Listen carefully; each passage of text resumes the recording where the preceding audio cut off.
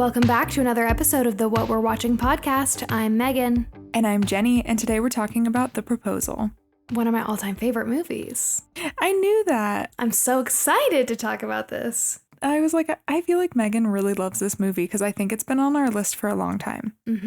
I do. It's my go-to. When we're in any group, when I'm with my family, when I'm with my husband, this is a go-to for me. It's a crowd pleaser. I remember it being the topic of conversation all throughout high school. Like, people would quote it all the time. People thought it was really funny. Robert actually was doing something completely different, and I kept looking over at him and seeing that he was watching the TV and laughing. So he basically watched the entire movie. And that's how you know it's boy approved. That's right. This one is. It really is. In this episode, we're talking about The Proposal's smashing success at the box office. Not something we get to say a lot. Ryan Reynolds and Sandra Bullock's real-life friendship, and of course, we're recapping all of your favorite moments of the movie. Yay, I'm so excited. We also have some amazing new comments to read. These are all from our Shrek episode. We love how much we're hearing from you guys lately, so thank you for leaving these. Selena said, "This episode is everything. Shrek is my childhood. It was so fun listening about how the movie came to be.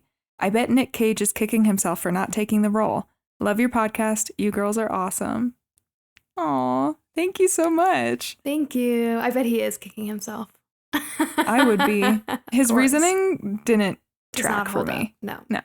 This one is from Alice. They said, "Love this podcast. You girls are awesome. You talking about Cameron Diaz got me thinking of the movie Night and Day you should totally talk about. Tom Cruise and Cameron Diaz spy rom-com."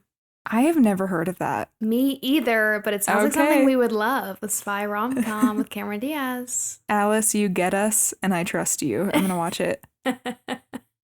Olivia said, "OMG, I finished all my classwork for the semester last night, got dressed in my Shrek shirt this morning, and just saw the title of this episode. Absolutely blessed start to my day." I cried when I saw this. Olivia's on our wavelength. Always, always. Thank you, Olivia. Also, I just feel like the hype around the Shrek episode was really fun. A lot of you messaged us on Instagram, and I love it. I love that all of you are into Shrek as much as we are. Just a bunch of Shrek girls. You know what that means? What? We're going to have to do Shrek 2. Oh, definitely. Everybody voted on their favorite Shrek movie, and Shrek 2 won by a long shot, which was not surprising because that's what your husband Brian said. True. Okay, so the logline for The Proposal is, when New York editor Margaret faces deportation, she convinces her assistant Andrew to marry her in return for a promotion. However, when she visits his hometown, it changes her in many ways. This movie was so funny at the time and so creative, and I still think it's very funny and holds up in a lot of ways, except for the deportation thing that they went with here. This movie would not be made today. Nope. It just takes it so lightly, and it's just a really heavy topic, especially right now. Definitely. Yeah, I think that's a really good point. However, I still really enjoyed it. It's just a fun, easy watch, and I love this. Like, a fun, easy watch that is still funny and isn't too cringe.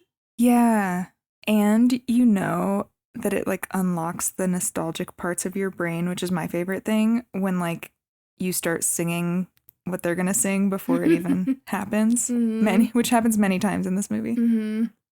The Proposal came out in 2009, and the movie made over $300 million worldwide, making it the highest grossing romantic comedy of 2009.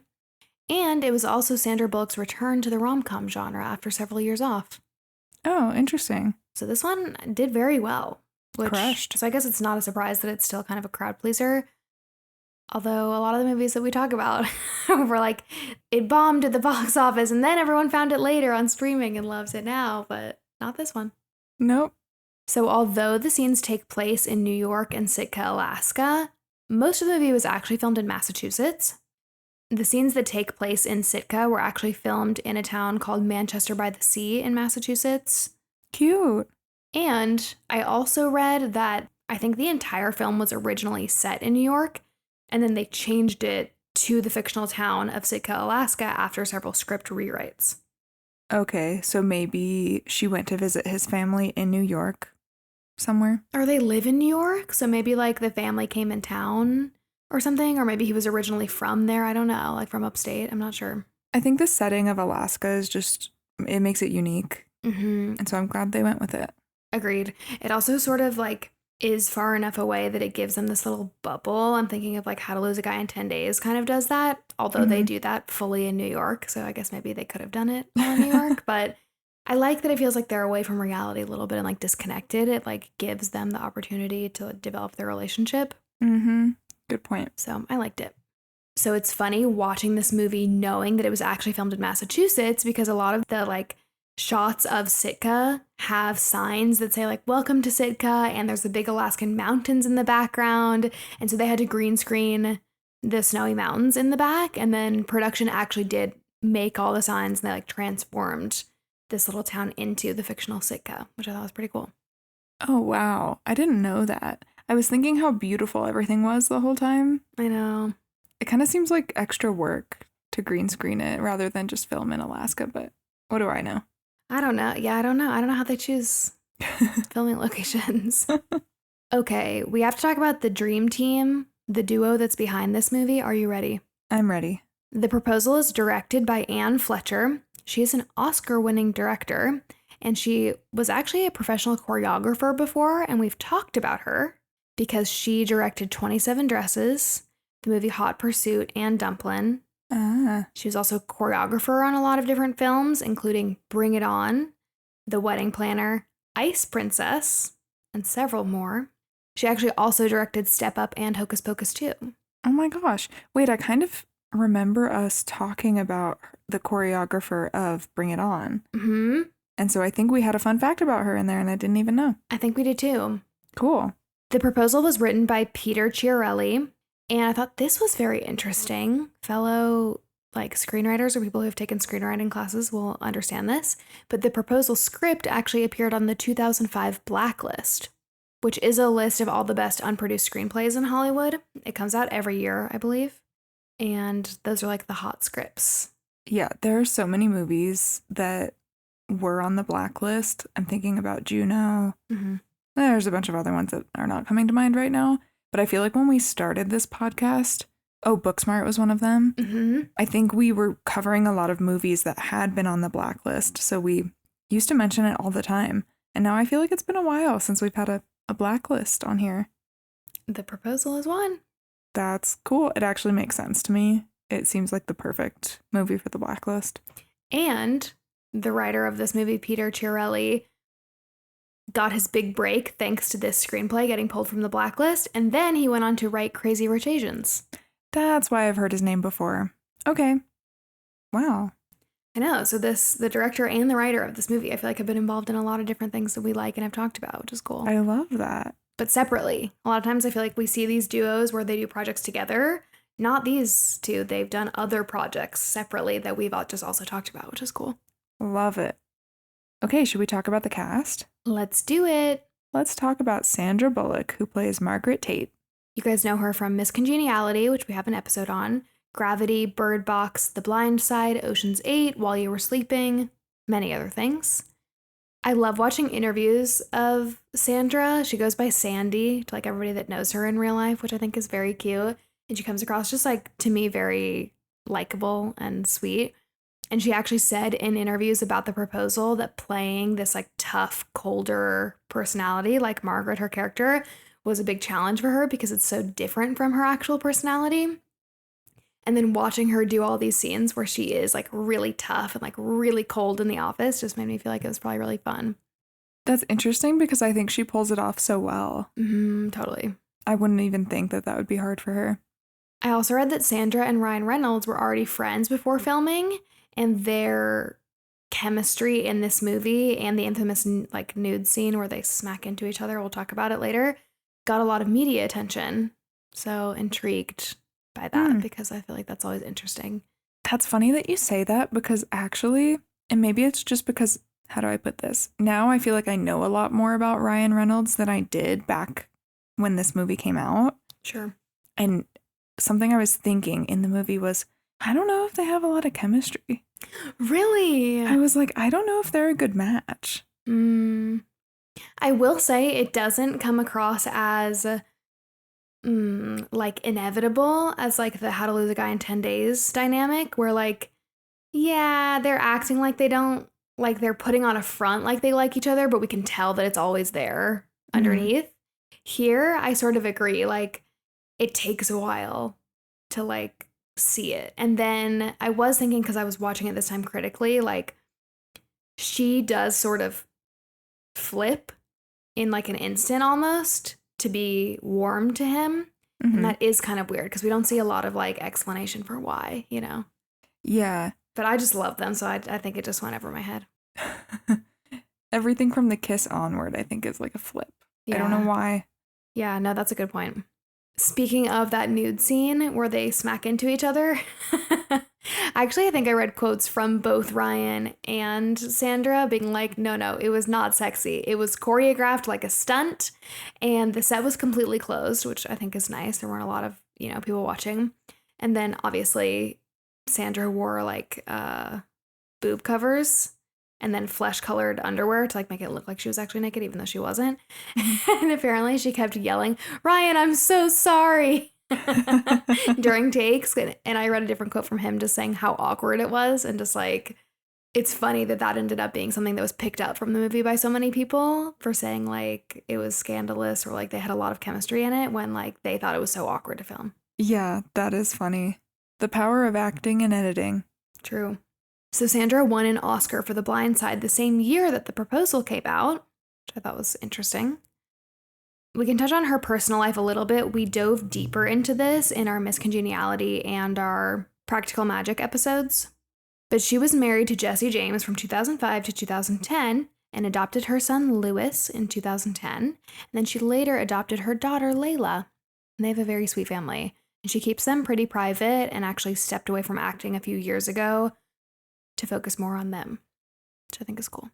Oh, interesting. Yeah, I did notice that I haven't really seen her in as many things lately. Yeah, I felt like we were getting kind of a resurgence of her when she was in Bird Box, which I think came out over the pandemic. But then more recently, I haven't seen her as... Oh, and the Channing Tatum movie. That's what I was going to say. This movie really reminded me of her character in that movie. Totally. Yeah, I could totally see that. The Lost City, I think is what it's called, which I actually thought that was good. I did too. I liked it. It's cute. This I thought was fun. She speaks fluent German because she lived in Germany and Austria as a kid. I had no idea. Okay, last thing on Sandra, which is actually a casting fun fact about her character Margaret. Are you ready? Yeah.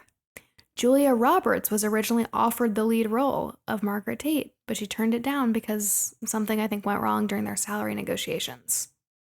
Interesting. This seems like a Julia Roberts movie. I totally agree. I can definitely see it. Mm-hmm.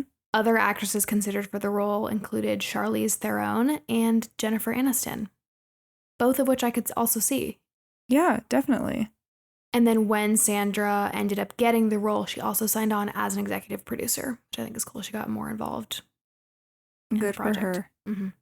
It's so funny that you mentioned Charlize Theron because I feel like we always say, oh, she was considered for this role, but I can only think of a handful of these type of movies that she's actually been in. True. That's so true. Like maybe she was going for them, but like when I think of her, I think of Tully, I think of Young Adult, I think of Mad Max. Mm-hmm. Not these. No, not these. Not until she did whatever that movie was with Seth Rogen. I don't know. Where she plays like somebody running for office and he's like her aide or something, or maybe he's like her friend from high school. I don't know. I never watched it, but I remember the previews. I remember it looked really good. And it was surprising to me that she was in this like rom-com silly comedy. Yeah, but it sounds like she's been going for them for forever. I'm sure we'll cover one of her movies one day and then we'll remember that there are actually a whole bunch of she's in a rom-coms. Yeah. And we'll be like, oh, never mind. Sorry.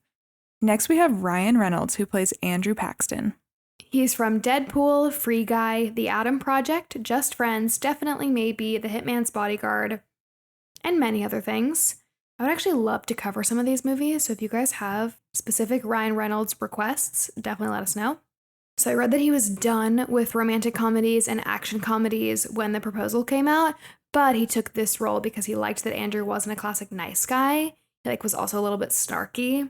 Which I think is fun and interesting to hear him say that because I just assumed that was Ryan Reynolds adding that to the character. Because there were like some times where like he says stuff under his breath, or like he says things that like if you actually were just like an assistant that would bend over backwards, you would never say. But I think it was just in the script. So that's cool. That's good. And he probably just leaned into it too. If it was just in the script a little bit, I'm sure he took it up a notch, especially if he liked that about the character. I also think it's funny to like hear that he thought that he was going to be done with rom-coms and action comedies, given he's Deadpool. Yeah, seriously.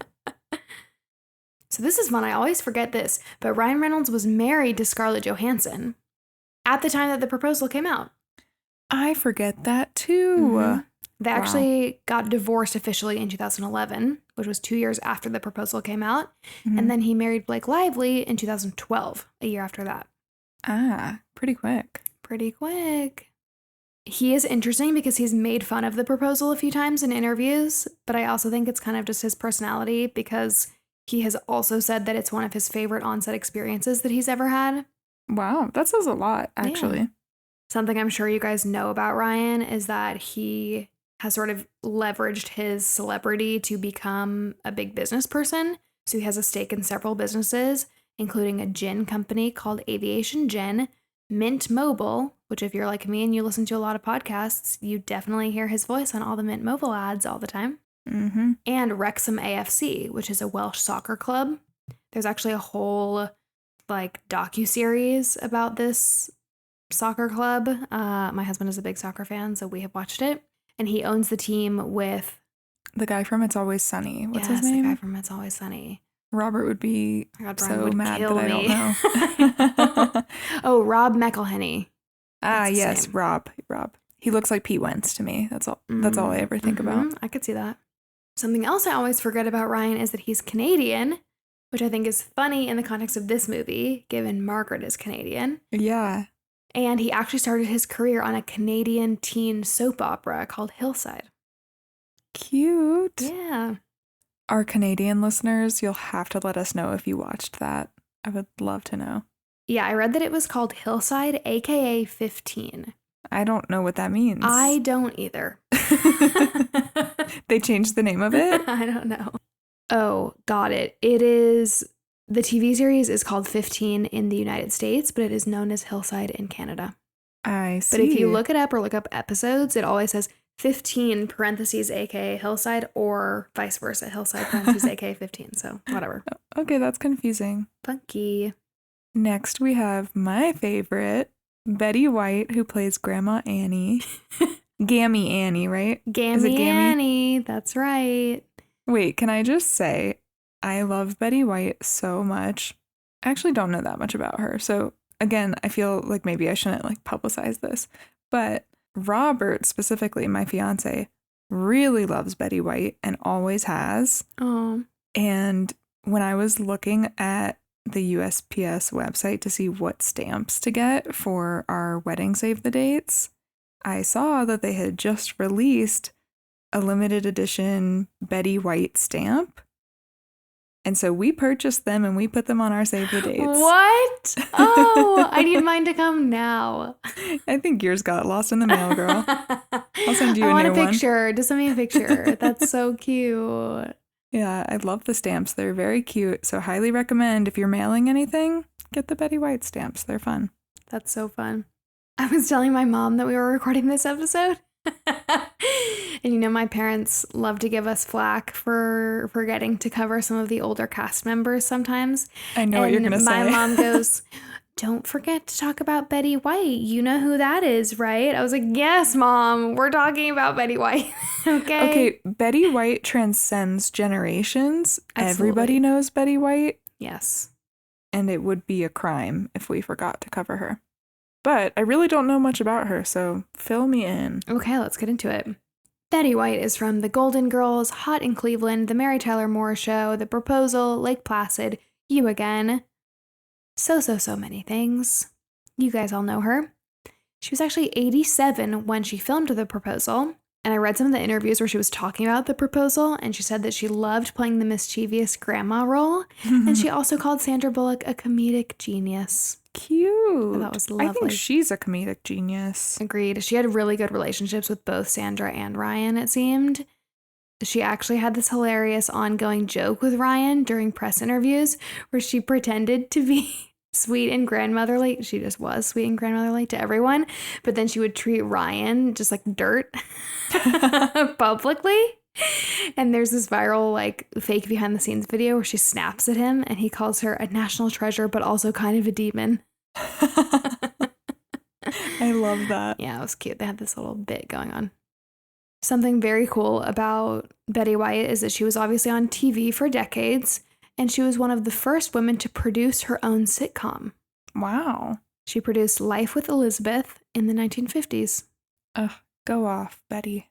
She was a lifelong animal rights activist, and although she had no biological children, she called herself the mother of many of her adopted pets. I love that. She passed away on December 31st, New Year's Eve in 2021, just a few weeks before her 100th birthday. That made me so sad. I know. Ugh. That was a tough one. Yeah. Next, we have Mary Steenburgen, who plays Grace Paxton. You guys know Mary Steenburgen from Step Brothers, Elf. We talked about her in our Elf episode. She's also in The Help, Book Club, Philadelphia, Parenthood, Back to the Future Part 3, and many other things. We talked about this in the Elf episode, but her daughter-in-law is actually Lily Collins. Oh, that's right. Mm-hmm. She's married to Ted Danson. They've been married since 1995. He is from The Good Place. I mean, he's from a lot of other things, but he is most notably, I think, for our generation, Michael from The Good Place. Yes. They're so cute. And Mary is just, she's the mom in everything, like the nice, sweet mom that you love. I just have to imagine that is how she is in real life because that's her character and everything. I think so. Craig T. Nelson is the actor who plays Joe, her husband, in this movie. We'll talk about him in a second. But the two of them have actually played a married couple several times in different movies, which I think is very cute. That is cute. They just have good chemistry, I guess. Mm-hmm. She is also a singer-songwriter and has written songs that were featured in the movies Last Vegas, Wild Rose, and Diane Warren's catalog. That actually is so funny because what I'm picturing when you say she's a singer-songwriter is the scene in Elf when she starts belting out the song really poorly. Yeah. But she's actually a singer. That actually makes it so much better because I just actually assumed that was her trying to sing, but it must have just been a joke. Yeah. Like, I'm sure everybody on set knew that she was actually good, so that's really funny. I love that. Amazing. Okay, let's talk about Craig T. Nelson, who plays Joe Paxton, her husband, and Andrew's dad. Craig T. Nelson is from Coach, Parenthood. I mostly knew him from Parenthood. He plays the dad in that show. The Incredibles. He's actually the voice of Mr. Incredible. He's Mr. Incredible? Mm-hmm. Oh. Oh, she says. And just, my brain broke a little bit. I like it, though. Yeah. I actually don't feel like we have that much necessarily to say about Craig T. Nelson, but I definitely wanted to call him out because he is a well-known actor. And I think he's so good in this movie, even though his role isn't necessarily huge. And we had to talk about the fact that he is Mr. Incredible. Yeah, that's a really fun fact. All right, should we get into the movie? Let's do it. We open in New York City with the rom-com classic. It's a chaotic morning montage. Margaret Tate, played by Sandra Bullock, rides her bike in her apartment, her cycle, and she's an editor-in-chief at a top publishing house in New York. She's actually doing the whole Elle Woods thing where she's editing a manuscript or reading a manuscript while on her bike. Busy girl. Busy girl. And then we see Andrew Paxton, played by Ryan Reynolds, wake up and see that his alarm clock has reset, so he missed his morning alarm. And he races to grab Margaret coffee, which he immediately spills when he gets to work. Margaret gets to work, and we can immediately tell that she's universally hated by her staff. Her employees actually email each other warnings when she enters the building. It's very Miranda Priestley from The Devil Wears Prada. She ends up firing an exec at the company named Bob, and he freaks out in front of the entire office. After, she tells Andrew that she needs him to work over the weekend. We see him regretfully telling his family that he can't make it to Gammy's 90th birthday that weekend. Margaret sees him and says, "Is that your family? Did they tell you to quit?" Andrew says, "Every single day." Later that day, Margaret gets called into her boss's office and finds out that her visa has been denied. She's Canadian, and without a legal visa, she's going to get deported.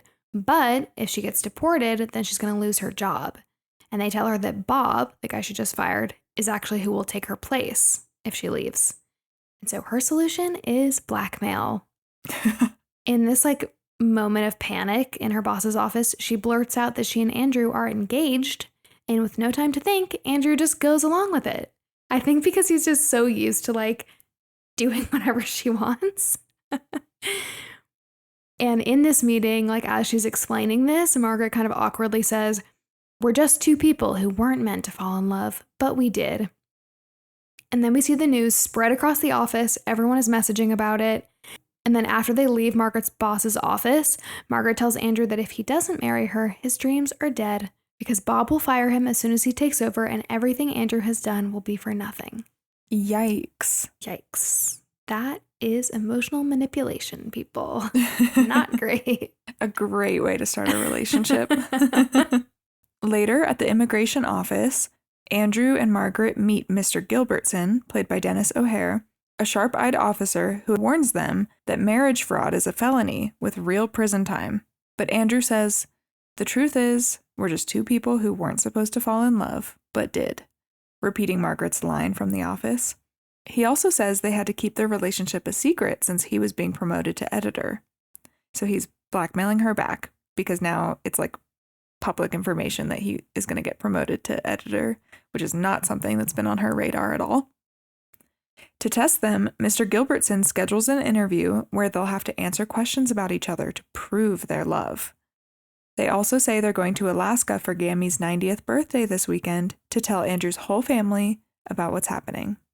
Outside the building, Margaret reluctantly agrees to make Andrew editor and gets down on one knee to ask him to marry her because he forces her to. And then cue the airplane scenes. While they're on the plane, Margaret and Andrew review the questions they're going to be asked about each other before landing in the stunning and fictional town of Sitka, Alaska. We meet Grandma Annie, Gammy Annie, played by Betty White, and Andrew's mom, Grace, played by Mary Steenburgen.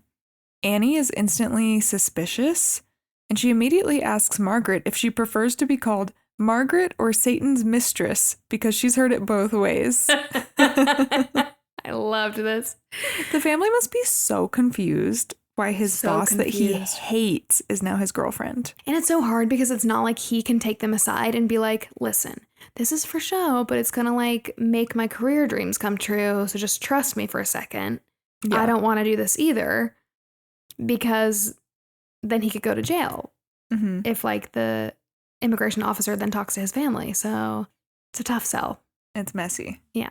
On the drive home from the airport, Margaret looks out the window and realizes that Andrew's family's last name, Paxton, is on all the buildings. Andrew's family pretty much owns everything in town. At Andrew's family's house, they're throwing a welcome party for him. All of their friends and family are there, and Margaret's taken aback by his family's enormous waterfront house and boat and says, "Why didn't you tell me you were some kind of Alaskan Kennedy?" He says, "Oh, I would have, but we were in the middle of talking about you for the last 3 years." At the party, we meet Andrew's dad, Joe, played by Craig T. Nelson. In a moment of frustration, Andrew defends Margaret to his dad and tells him they're actually engaged, and then he announces it to the entire party. Then Andrew's ex-girlfriend, Gertrude, aka Gert, I think she goes by Gert, played by Malin Ackerman, congratulates Andrew and Margaret, and she seems really sweet. Then Andrew and Margaret make up a hilarious story about how Andrew proposed because everyone's asking them. And so they go back and forth and to come up with this really chaotic story of how it happened. After they go through this whole proposal story, everyone wants them to kiss. And so Andrew and Margaret are kind of awkward at first. They just peck each other. And then they're like, "No, really kiss." And so they have this moment where they actually kiss and you see something in both of their eyes, kind of like, oh. And I really feel like this is the moment where their relationship changes. Then Margaret finds out that she's staying in Andrew's room with Andrew, and she's horrified. But he finds it hilarious, and they kind of have to keep up with the charade, so they've got to sleep in the same room. That night, they also meet Grace, Andrew's mom's puppy, named Kevin, I love a puppy named Kevin. Yeah. Gammy warns them not to let Kevin outside because the eagles will snatch him.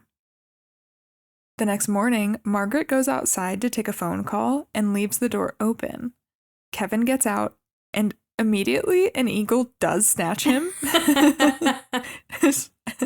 Interesting. Margaret runs underneath the flying eagle and manages to catch Kevin when he falls, but the eagle chases them down and ends up taking Margaret's phone instead. It's a whole thing.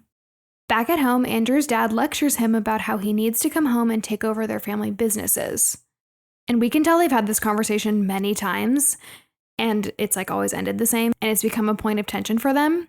Andrew reiterates to his dad that his dream is to live in New York and be an editor, not to live in Alaska running the family business. Grace and Annie, reminder that's Andrew's mom and grandma, planned an entire day in town for Margaret. And they, along with Gertrude, Andrew's ex-girlfriend, go to Ramon's strip show. And Ramon is a guy in town who has like every job imaginable. Yeah. He was the caterer at the welcome party the day before. We'll see him again. And he's actually played by Oscar Nunez, who is Oscar from The Office. Love him. Margaret goes outside for some air after this strip show from Ramon. I think they say something like, he's our only exotic dancer in Sitka, but we're so lucky to have him. Yeah. So Margaret goes outside for some air, and she ends up having a heart-to-heart with Gertrude. I have such a hard time with the name Gertrude because I'm imagining that that's like the grandma or something. But no, this is the ex-girlfriend. Mm-hmm. She finds out that Andrew and Gertrude dated all throughout high school and college, and then Andrew proposed to her, but she said no because she didn't want to move to New York with him. And she seems pretty sad about it. This is like the very beginning of Margaret realizing that she does actually care about Andrew as a person, and she's like actually interrupting his real life by doing what she's doing. So that kind of becomes a thread. Agreed. When they all get home, they see Andrew angrily hollowing out a boat in the yard, and Grace immediately knows that this is because Andrew must have had a bad conversation with his dad. So she goes inside and is furious with Joe, again that's Andrew's dad, because she thinks that Andrew is mad at them again, and that means that he won't come back to visit anymore. This broke my heart. I know. She was just like, I'm not going to see my son again for 3 years, so you better fix this. I'm also so sad that he doesn't visit his family more and make time for them because they're so cool. I know. And then we get the infamous nude collision scene. So Margaret takes a shower after their outing, and then she gets out of the shower and she forgot a towel. So she's like looking around for a towel, and then she also runs into Kevin, and Kevin's like guarding the door so that she can't get out to get a towel. And then at the same time, Andrew comes back from a run, and he has his headphones on, and they both walk around a corner in the room and are naked, and they scream and they smack into each other, and they like fall on the ground and scramble to grab towels. And then this is the quote I was talking about earlier that Ryan Reynolds said about this scene. He's like always joked that it's not as sexy as it looked. And he said, quote, "For 8 hours, we were like 2 pieces of logs being pressed together by a very sweaty crew. There's no way to look cool doing that." One of the top reviews on Letterboxd when I inevitably looked after watching this movie was something about how they still don't understand why Ryan Reynolds was undressing outside on the balcony. Yeah. It makes no sense. No, it makes no sense. That night, Andrew sleeps on the floor, which he's been doing this whole time, but they actually talk this time and they share vulnerable things about themselves. Andrew says, "Don't take this the wrong way, but you are a very, very beautiful woman." They also sing "It Takes Two" together and they laugh. It's so cute. This is actually what I was referencing earlier when I was talking about the singing. I hadn't seen this movie in probably over a decade, and I was like, "It takes two." When Ryan Reynolds does it, it's perfect. It's perfect. It's so funny.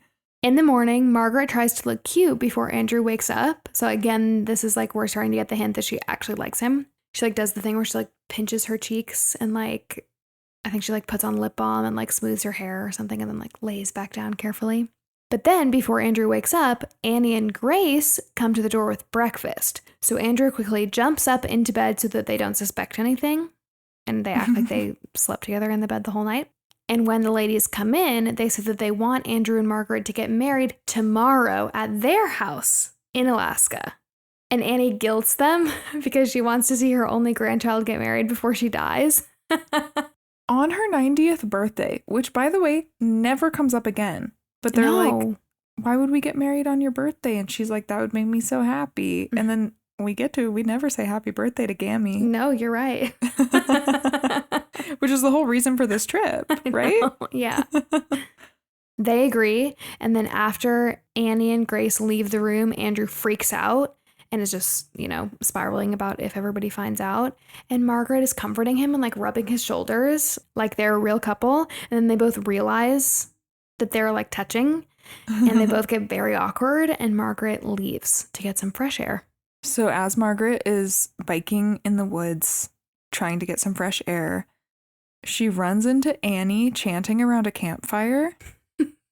You'll remember because it's like the most famous scene of the movie. She's like, E-E-E-wa, E-E-ya. And she starts making Margaret chant too. And this is the iconic to the window, to the wall scene where Margaret starts singing Get Low and she shakes her butt. She gets so into it. It's amazing. I read that this scene was totally improvised. Wow. Isn't that amazing? It kept saying like this scene was totally improvised, but I think that it's Betty White's part at the beginning. Yeah. I can't imagine that they actually improvised the entire Get Low scene. If so, I would be very impressed. That would be hilarious. But I think they made it at the very beginning. I read that Betty White said that she just wanted to, quote, channel the forest spirits. And then everything came from that. Wow. I love that. So does that mean that to the window, to the wall part is... I don't know. That's like what it sounds like, but I have a hard time buying that. So yeah, I don't know because they have to get rights to it. But maybe Betty White's improv made everything else kind of fall into place. True. Interesting. I did see online some people really find this scene offensive because Annie is wearing indigenous clothing. Yep. I feel like when I was watching the movie, though, there's a point in time where Annie mentions her indigenous ancestors. She does. Doesn't she? Yep. Maybe that was like intentionally part of the story because it was part of her heritage. Because they do make a point to say that later, to your point. Which seems unnecessary. Like it doesn't really seem like it needs to be said. So maybe it's intentional. However, in 2009, I don't think anyone cared in these movies to be super culturally sensitive. So I think it would be done differently today, for sure. I think so too. But I just thought it was worth calling out. Andrew discovers Margaret and Annie in the woods doing this thing and singing Get Low. And I feel like that's an important part because I feel like Andrew just sees a side of her that he hasn't really been able to see before. She's like relaxing for the first time. Yeah, she's singing, she's dancing. It's great. It is great. Andrew and Margaret spend time together in town getting her phone, because remember her phone was stolen by an eagle. And they go to an internet cafe because it's like the only place where there's a computer with Wi-Fi. Andrew waits for Margaret outside and she sees him talking to Gertrude, and we can tell she feels really weird and guilty. Then Grace and Annie take Margaret to try on a wedding dress. It's Annie's old wedding dress, actually. And there's this like kind of funny scene where the dress is super big in the chest area because it's Annie's old dress, not Margaret's. And you just see like Gammy Annie is just like, where are your boobs? They must be in here somewhere. She's like trying to find them. We learn that she's actually a seamstress. She's the town seamstress. And so she is going to fix the dress to fit Margaret. And then Annie also gives Margaret a necklace that's been in their family for 150 years. This is the part where she tells Margaret the story of her family. And I believe her grandmother or grandfather, one of them was from an indigenous tribe in the area and the other wasn't. And so I think it was like a frowned upon relationship at the time. And she was saying that the woman, her grandmother, was very strong and reminded her a lot of Margaret, and it was her necklace. So that's why she gave it to her. And during the scene, Margaret also has a really nice moment with Grace, Andrew's mom, where Grace offers to come to them for the holidays this year. And Margaret is like, oh yeah, or we could come up to you. And like Grace gets all teary and is like, I would like that very much. And so we just see Margaret become very emotionally attached to this place and Andrew's family very quickly. And you can tell she just really doesn't feel deserving of it. Mm-hmm. And it's making her feel very bad. Then Margaret joins Andrew on a boat, and then she takes the driver's seat and like zooms away. And she's freaking out about how she's ruining Andrew's life. And she's like, I just needed to get away from everybody. And they're arguing back and forth. And I think he's trying to just like talk her off the ledge. And he's like, it's okay. No one will find out. It's going to be good. Let's just move forward with this. As they're arguing, Margaret falls out of the boat and Andrew saves her because she doesn't know how to swim. It's like a scene that starts really funny and ends really serious, you know? Mm-hmm. When they get back to Andrew's family's house, Joe, Andrew's dad, calls them into the barn where the immigration officer, Mr. Gilbertson, is waiting for them. Mr. Gilbertson says that Joe has negotiated a deal for Andrew, that if he tells the truth right now, he's off the hook and he isn't going to go to prison. Previously, when Andrew has been given outs, you can see him like wanting to go for it, but he doesn't because he's scared of Margaret. Whereas in this scenario, he immediately is like mad and is like, no, I love her. I'm not taking this deal. Like, I'm actually going to be with her. And I think it's the first time that he means it. And I think it's actually a very sweet moment. It is. And he's just so mad at his dad. They have such a bad relationship that I think he would do anything to like go against his dad here, you know? True. That's another big piece of it. Yeah. He's trying to prove his dad wrong. Yeah. The next morning is the wedding. Margaret walks down the aisle in front of dozens of people who love Andrew. And during the ceremony, she has a breakdown. She interrupts everything. Ramon is the officiant, by the way. The man with every job. She confesses that the marriage is fake and apologizes to everyone, especially to Andrew. She runs out in tears, leaving everyone stunned. Back at the house, Andrew finds a note from Margaret saying that he's going to be a great editor. Gertrude checks on Andrew, and he freaks out and says that Margaret makes him crazy. Gertrude says, so you're just going to let her go? This is kind of like a twist, I think, because I think we expect that like maybe he's going to go for Gertrude and Gertrude is like coming to comfort him. Like maybe she's going to confess her feelings. Mm-hmm. No, Gertrude is such a girl's girl. She's like, I know. You're just going to let her go like that? And it's so hard because I think in 27 Dresses, she's not that. Yeah. And so I was like putting that on her. Yeah. Putting that character on her. It's hard. She's much more like her character. We've actually talked about Malin Ackerman a few times. We talked about her in the couples retreat episode and in 27 Dresses. And this character is much closer to the couples retreat character that she plays. Totally agree.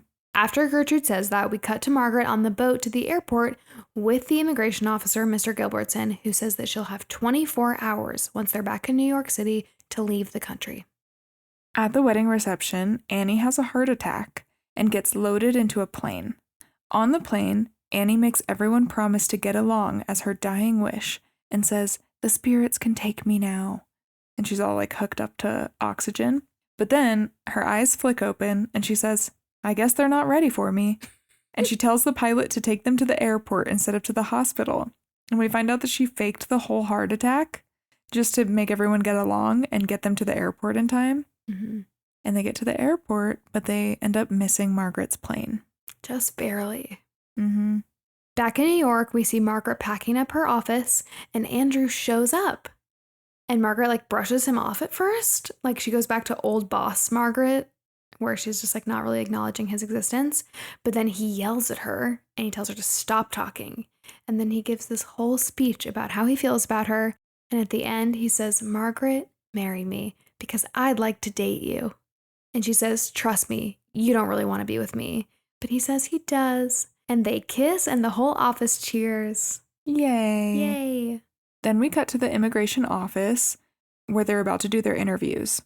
The immigration officer, Mr. Gilbertson, says, let's do it. And then we see clips of their interviews, along with interviews of Andrew's family and friends, while the credits roll. That's the end. Yay. This was so much fun. It was a really good watch. You guys need to watch this one again. If you haven't seen it in a while, bust it back out because it will make you laugh. It's a good one. Yeah, you'll remember things that you totally forgot about, and it'll make you feel really nostalgic. Mm-hmm. If you liked this episode, will you say I do to leaving us a review? Oh my gosh, so cute. We propose to you. Wow. Actually, though, if you like this episode, leave us a 5-star rating and a quick review on Apple Podcasts or Spotify, wherever you're listening. You know why? Because it's the kind of commitment that doesn't require a fake wedding or a trip to Alaska. Wow. You're right. It's true. You're right. The commitment is 2 minutes of your time. That's right. If that, maybe 1 minute. Thank you so much for listening. And we'll talk to you next week. Bye.